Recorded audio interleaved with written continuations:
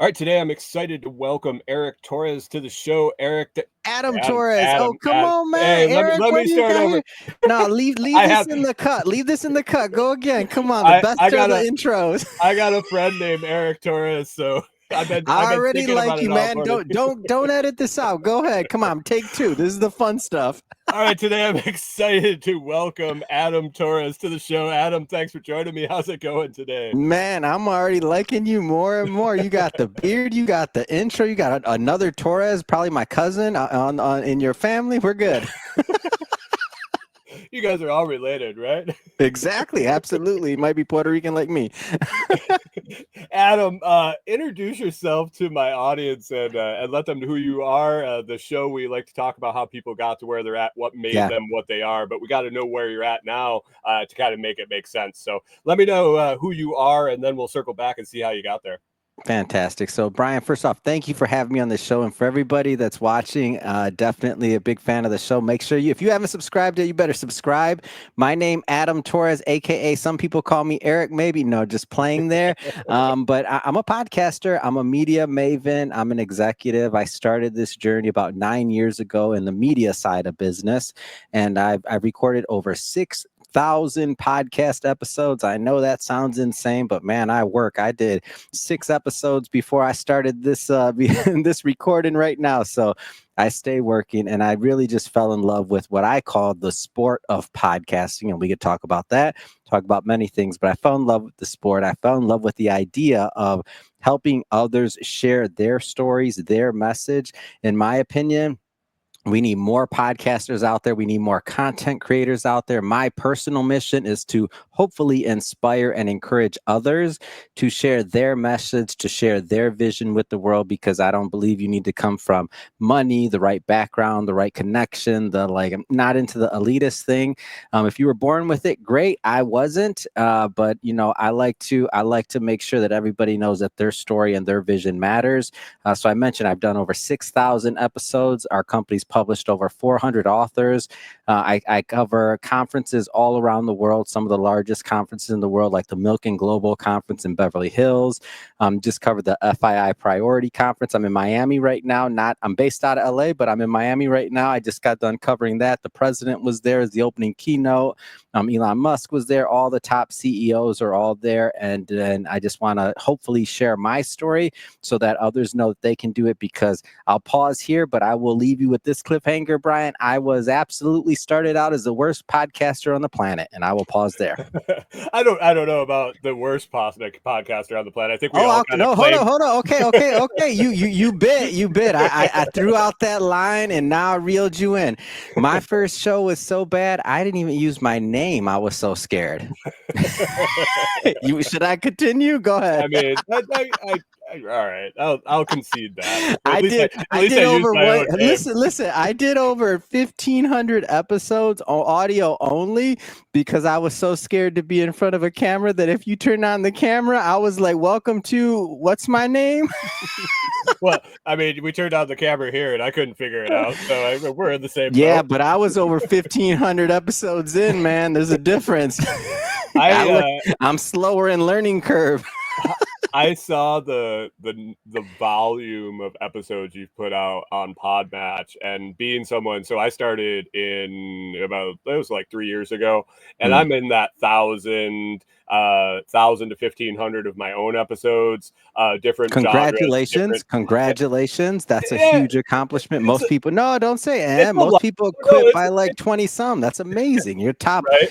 0 point, who knows what percent of people that have ever accomplished. That's an amazing feat. Go ahead.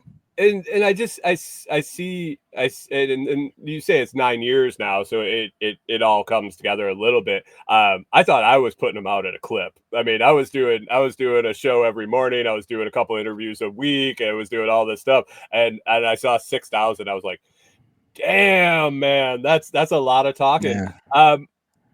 What did you want to be when you were a kid? I mean, did you want to be talking? You said you were scared of the camera. You were the worst podcaster ever. Was there a podcast bug? Is there an entertaining bug in you since you were a kid, or what did you want to do? No, not at all, man. People drag me into this stuff. I didn't want to do any of this. Are you kidding me? Who wants to do that? I'll tell you, well, nobody wakes up and says, yeah, let me record thousands and thousands of episodes. Yeah, I need, so yeah, that's different. This is work, what I do. But that being said, when I was a kid, I was an artist, man. I like, my dad I come from Michigan originally, and he owned an auto body shop, and I was creative. So he had a auto body shop that did like high end painting cars, like old muscle cars, like Mustangs, Camaros, like that kind of thing.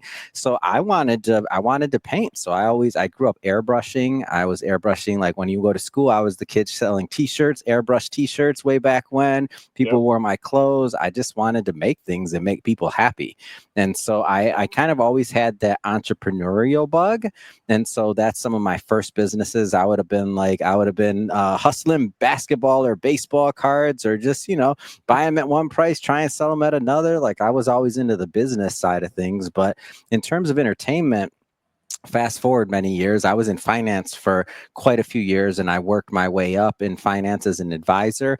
And as I worked my way up, I found myself in LA at Century City, which is adjacent to Beverly Hills. So I lived in Beverly Hills, right next to it, Century City. That's where my office was, and I found this little thing called Periscope way back in the day, where it was the early streaming platform, which I love, and wish Twitter didn't break it and buy it, and they make me mad. Elon, sell that back to somebody else who wants to grow it. I don't even that was the coolest platform ever. And I would stream, and I just started growing an audience, and I started getting the feeling. And then I had my very, very first show was actually called The Gratitude Show. And all I did, because I didn't know anything about this, is I would just get on there and I'd ask people, hey, what are you grateful for? Just tell me, like, what are you grateful for? That was it. I had one question that I asked over and over again, and a little community broke out from it and built from it. And from that, I kind of started going on this journey of understanding really what it means to share your story, the benefit, and that stories can actually change the world.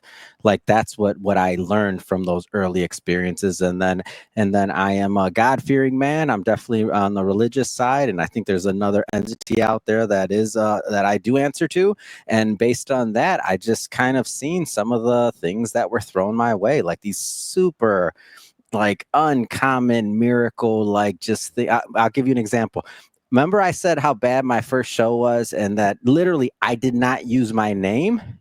I saw local news at this in that area, Century City. There's a little local newspaper. They wanted me to start reporting on stories there. They saw some of my content on LinkedIn. I'm like, man, these people are silly. Come on. So all these little things that kept, when I said I didn't want to do it, I didn't. And it just kept pulling me into entertainment. And then it's interesting when you kind of accept your calling, or when you accept that pull, and, God talks to me in a very certain way. And it's like, I feel like he puts me in the headlock. He's like, come here, Adam. I told you what to do. Like, do it. So after maybe he put me in the headlock a couple of times, I was a little bit more open-minded. And once I was walking in my calling, like, things happen. Mm-hmm. Was there an intent the first time you picked up to record that first episode, or put it out live, or whatever medium it was? Actually, very specifically, what it came out of, I've always been a positive person. I've always wanted to help people, but in your friend group, so I had a group text, and that I used to have with my friends, and what we would do is we would just share something positive, like an intention or something else, or something we are grateful for. And that goes all the way back to, for the youngins that are watching, you don't know what BlackBerry is, but way back in the day in BlackBerry, like, there was a little chirp chirp, and we used to have our own little line. And it would be like, we'd start off our day with just something we are grateful for.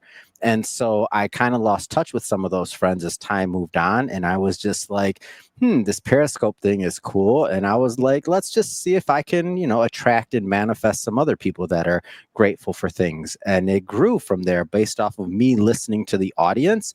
Things grew, and it'd be interesting because I'd have people all the way from Saudi Arabia, from Belgium, from like all around the world that were tuning in to share what they were grateful for. And some of those stories were like extremely powerful. One woman I still remember to this day, this is years ago, she shared how she came to the group, and she's like, She was the first woman programmer, like it for her particular college in Saudi Arabia, and it was just like groundbreaking for her to be able to do that. And again, this is years ago, right? But that was like groundbreaking, and she was sharing that, and I'm like, man, like for somebody around the world to plug in, to share, to connect with people, and to share like that and inspire, I was like, this is. I knew it was bigger than me from the beginning, and it wasn't about me. I've always known that, but I just understood my role as a connector, or as that maybe conduit to others to do well. Yeah. I was in hospitality for a decade behind the bar. I was a bartender and a server. Mm, And as a bartender, you talk to people all night. yeah, You yeah, learn, you're constantly learning different little yeah. tidbits here, there, and you're holding conversations. And when I got out of it, I think I missed that in my life. Mm, And I started doing podcasting by myself. And then also mm, it drew me to that interview type of thing, sharing people's stories, talking to people, and just having conversations. And it clicked, like you said, and realized that other people can benefit from this. yeah, I get the enjoyment out of having the conversations, but really in the end, putting it out there, if it changes, what if this 30 minutes that the people are going to listen to this changes anybody's mind, gives yeah. them an idea, or eventually hopefully changes their life. Mm. Man, that's what it's about for sure. For sure, and that connection, I completely agree with that. It's life changing. So that's why I try to tell people your story matters. I don't care what it is. Somebody's voice, somebody needs to hear your voice more than they need to hear mine. And some people need to hear Brian's voice more than they need. It's not about just celebrity, how big your numbers, if you're on TV, how many. Sometimes it's the story that it's somebody like that you can just relate to, or their voice just hits you for some reason, and that's what you needed to hear. You heard the same thing from a thousand times, but you hear it from this one person, and it finally clicks. That's what I'm in it for. Right. So you were an artist as a kid, Hmm. in dad's shop and in Yep. school. How did you end up going to school for finance and end up in finance? Or did you go to school for finance, or did Yeah, you just yeah, kind of no, roll into it? school counselor. It wasn't like, you have that early decision, and I was told back in the day, hey, you want to make money, go into business. You don't want to make money, go into art. So it was just a silly young decision. That's all. It was a Okay. different day. It was a different age. There wasn't all this graphic design. There wasn't an online for the kids listening today. You kids in your Canva and your Photoshop, that stuff didn't exist, man. So Right. there was no real money in art at that point. But for those that stuck with it, I mean, the creative side, the directors, that's the rare thing right now, right? Like with AI, another thing making certain parts of production better, it's the freaking ideas, it's the eye, it's the taste, so was that counselor right, wrong? I don't know. I think it worked out, so I'm not really crying about it. But that's why, long and short of it. If you had stayed that path, do you think you'd be as happy a person as you are? You seem very happy and content with where you're at in life, just by the statements you've been making. If you had Mhm. stayed in finance, do you think that would have been a drag, or are you just that person that can be happy doing what you No, want? I'm happy doing anything, man. One of my most interesting jobs I had. I put myself through college working for an armored car carrier. So I was one of those guys that AT Systems had the bulletproof vest, carrying Mhm. all the money and like the guns and all that. That's how I put myself through college. I was working 40 hours a week, Friday through Sunday. So put those numbers in your head, and going to school full time with an internship, and I was happy. The way I see it is, we woke up this morning, we're breathing, we have, in this case, you look pretty healthy. You're smiling. I'm smiling. We're pretty healthy. We're mobile. Man, God is good. Right, right, for sure, for sure. Um, so you just kind of started on a not on a whim, really, recording, to and that kind of transition to where you're at now. Uh, how long did it take you to realize that that was the thing? Like, did you fight it even after you started? Was Man, it I just still kind of don't a know if it's the thing. I woke up this morning and I was like, come on, God, you really want me doing this? I got to do how many interviews? What are you talking about? I'm right? taking it one day at a time, just like everyone else. If anything, I will say from the financial side, you gotta like, it's just one of those things where for me, I look at this as a financial thing, in terms of at least my output. So while some podcasters are thinking about maybe their episode for the next, week, month, year, what their productivity is going to be, I'm mapping mine out for the next 10 years, the next 20, the next 30 years.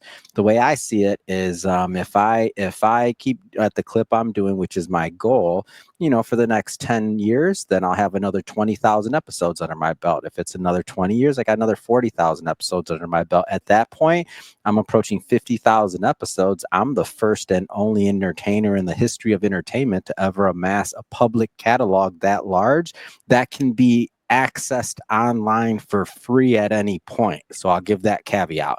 So if you're, the Howard Sterns, which I mean, he's a idol. I don't compare myself to Howard Stern or to any of those people, but what I just so that when people are listening to, so you understand what I'm saying, his catalog is behind a firewall called Sirius XM.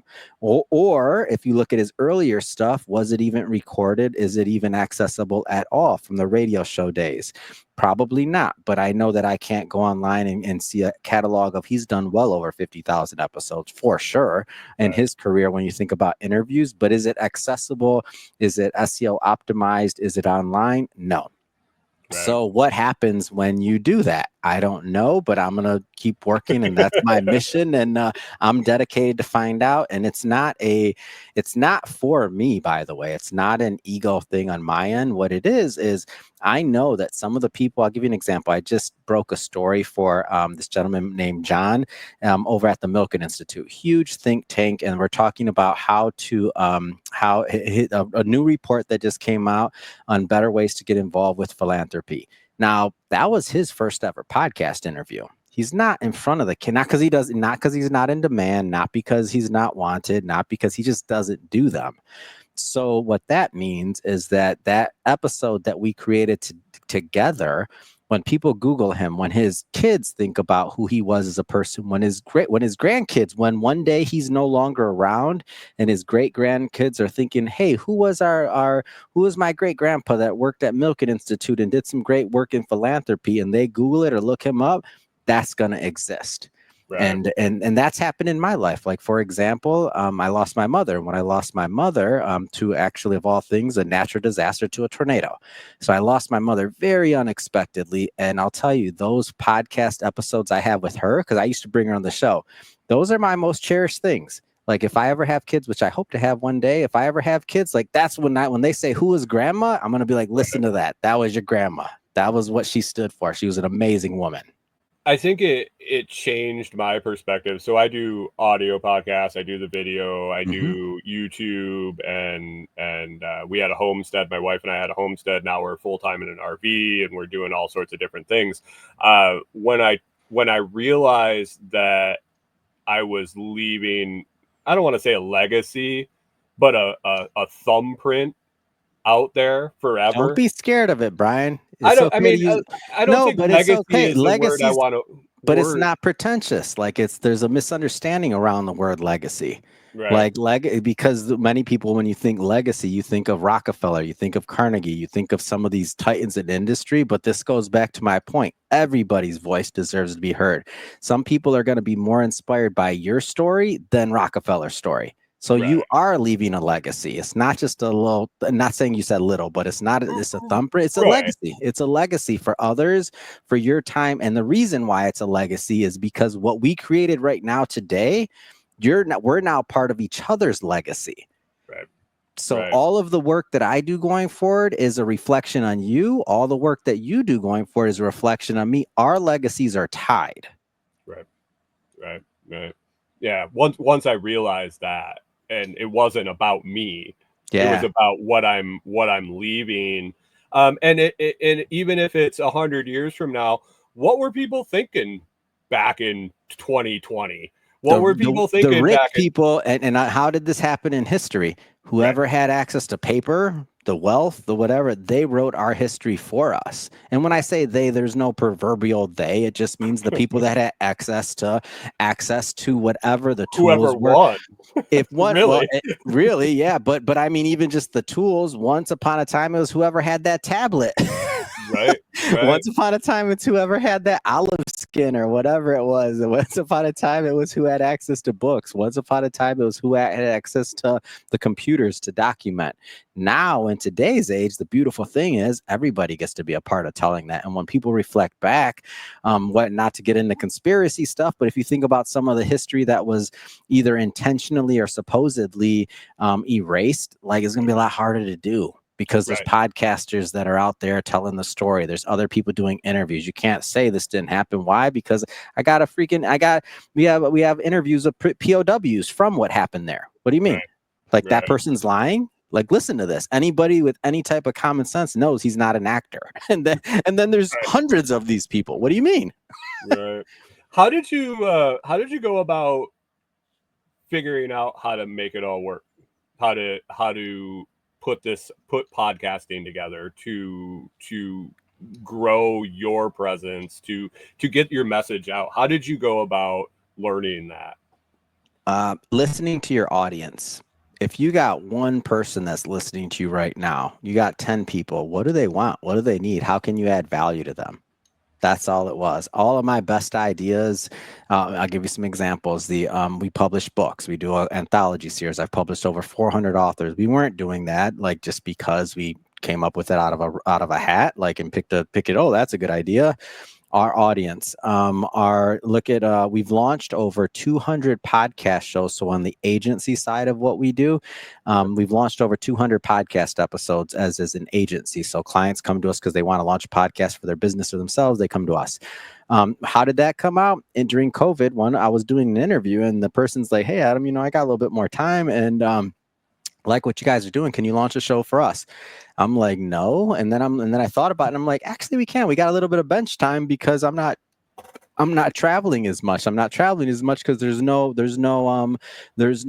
conferences going on because of COVID." So then we launched that part of the business. And so now that fit in what we were trying to do. We're trying to inspire others to tell their stories. We're trying to amplify stories. So by providing other people with the tools and a conduit to be able to do that, now I can only do, X amount of thousand of interviews a year.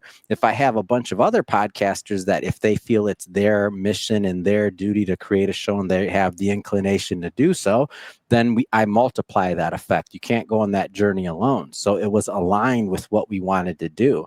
Our event side of things, that came from people that wanted to get together. They wanted more of the community side of things. So we built the community, we built the events. All of those things, it's really just listen to your audience and see how you can help them. And it doesn't mean you just create content for them, but it means you ask them what they need. Like, and listen to them. Yeah.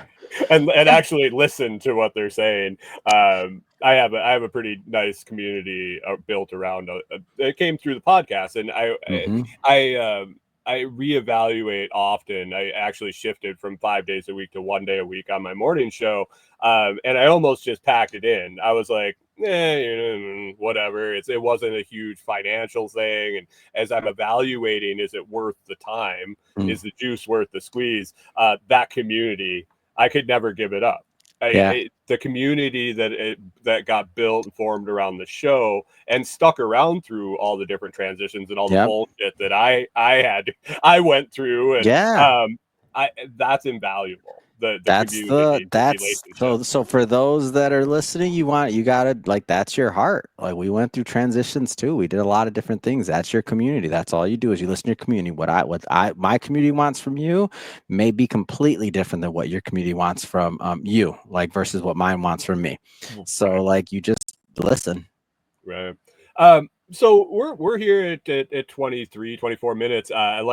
You've mentioned a bunch of stuff that Mission Matters Media has their hands in. You want to take a couple minutes and just kind of roll through that and where people can find you, and if they're I don't even need a couple minutes on that one, Brian. Everybody, look, it's really simple. Ask Adam Torres is on Instagram and TikTok and really everywhere you go. Just ask Adam Torres.